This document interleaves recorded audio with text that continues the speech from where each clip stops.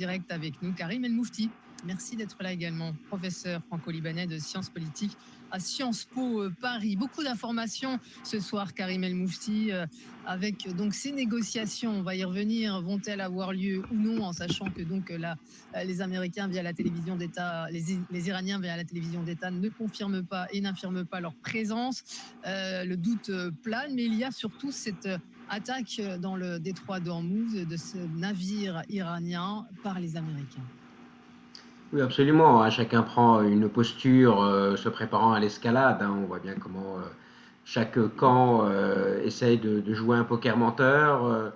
Ça va à l'avantage bien évidemment des Américains qui sont beaucoup mieux préparés à ce genre d'aventure. Les Iraniens, eux, sont un peu encore sous la sidération des dernières attaques, sous la sidération des lubies et des tergiversations de Donald Trump, hein, qui dit le matin quelque chose et le soir son contraire. Et donc ils sont acculés devant le blocus américain du détroit d'Ormuz.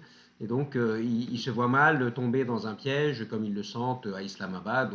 Donc effectivement, je pense qu'on va devoir s'attendre à une crise ou du moins une escalade verbale qui pourrait éventuellement aboutir à un peu plus que des coups de semonce dans le détroit d'Ormuz dans les prochaines heures ou les prochains jours.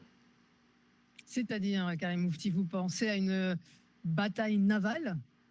Oui, je pense que tout est en place pour une bataille rangée, des opérations, on va dire, de perturbation, des manœuvres, des encerclements, pas forcément des batailles rangées, hein, au sens militaire premier, mais il est vrai que la posture ne laisse guère place à de l'optimisme.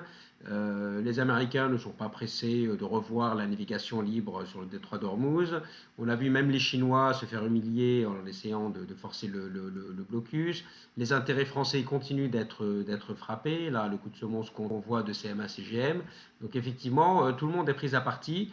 Et ceux qui gardent la haute main sur ce processus restent les Américains, avec les Israéliens bien évidemment en embuscade, qui aimeraient continuer et poursuivre justement cette pression contre Téhéran et poursuivre leurs objectifs aussi bien militaires que stratégiques.